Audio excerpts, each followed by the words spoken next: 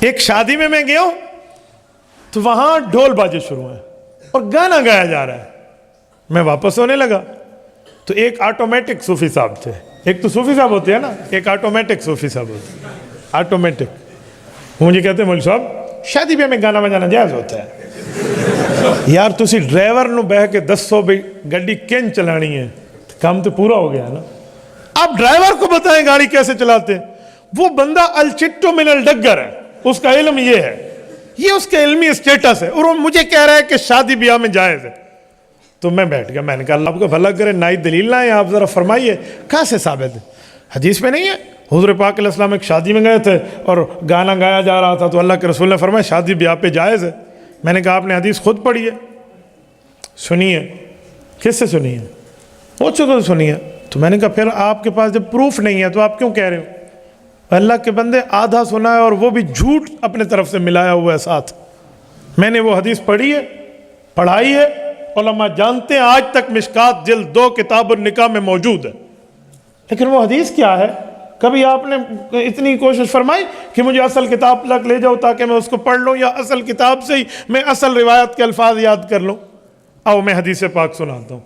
حضرت ربائی بنت معوذ رضی اللہ تعالی عنہ کا نکاح ہے. رسول اکرم صلی اللہ علیہ وسلم تشریف لے گئے. یہ معوذ بن افرا کی بیٹی ہیں. معوذ کون ہے؟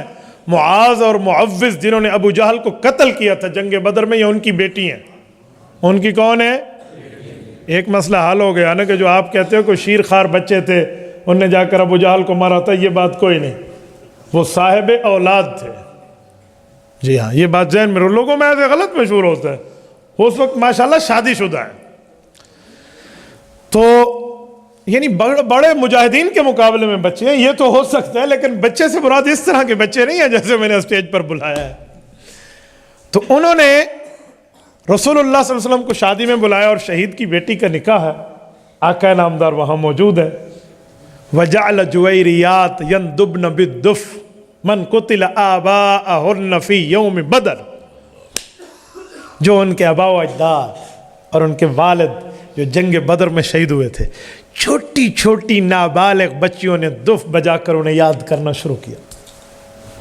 گروٹ کے مسلمانوں, خوشاب کی غیور مسلمانوں, دف کیا ہے پتہ نہیں, آپ نے دیکھا ہی نہیں دیکھا, میں نے دیکھا ہے, اور اسے یوں اپنی انگلیوں سے جان بوجھ کے ایک بار بجا کے دیکھا ہے کہ بجتا کیسے ہے. میں طائف گیا ہوں, وادی شفا گیا ہوں طائف میں. اللہ تعالیٰ آپ کو مکہ مکرمہ لے جائے, اللہ مدینہ طیبہ لے جائے, اللہ آپ کی برکت سے ہمیں بھی لے جائے. آپ 170 کلومیٹر پہنچیے یہ بنو سعد کے راستے پہ شفا, بہت بڑی ایسا مری کی ٹھنڈک آپ کو بھول جائے. آپ یہ طائف پہ اس جگہ آئیے, وہاں پر دف ایک بقالہ اسے کہتے ہیں جسے ہم کہتے ہیں جنرل سٹور, بقالہ پر دف بک رہے تھے.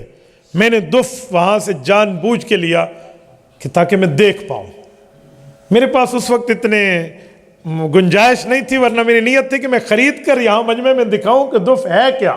یہ جو دنیا میں لوگ ڈھول کہتے ہیں اور دف کے فرق کیا ہے, وہ دف میں نے دیکھا ہے. دف پتہ ہے کیا چیز ہے؟ جانور کے چمڑے کو برتن کے ایک طرف لگا دو, کسی چیز کی ایک طرف, اور اس کو بجاؤ. ڈھول دونوں طرف ہوتا ہے, دف ایک طرف ہوتا ہے. ایک فرق. دوسرا فرق, ڈھول بجانے والے بالغ اور بڑے لوگ ہوتے ہیں, اور دف بجانے والی جویریات نابالغ بچیاں تھیں. نمبر 3, ڈھول بجانے والے تو پتہ نہیں کس مسلمان اور غیر مسلم کے الفاظ کو گانوں میں پیش کر رہے ہوتے ہیں, وہ اس وقت اپنے بزرگوں کی نظم پڑھ رہی تھی. یہ 3 چیزیں ہوں تو پھر جائز ہے, ہو بھی دف, ڈھول نہ ہو, بجانے والی بھی بالکل نابالغ بچیاں ہوں. نمبر 3, اور شریعت کے خلاف بات بھی نہ کہہ رہے ہوں. کیوں؟ اسی حدیث پاک میں ایک بچی نے ایک جملہ کہا, وہ خلاف شریعت تھا, تو حضور پاک نے فرمایا دعی ہذہ وقولی کما کنت تقولین. فرمایا یہ جملہ نہ کہے, جو پہلے کہہ رہی تھی وہی کہے. سرور کائنات صلی اللہ علیہ وسلم نے اس لفظ سے روک دیا. تو آج ہماری شادیوں میں سارے کھڑوتے ہیں صاحب ڈھول بجیں دے جی میں کوئی یکے کراڑ تے مراسیہ کھڑوتے ہو. من اللہ کی قسم دل جل جاتا ہے ایسی جگہوں میں جا کے, اور پھر دلیلیں حدیث پاک سے لائیں گے.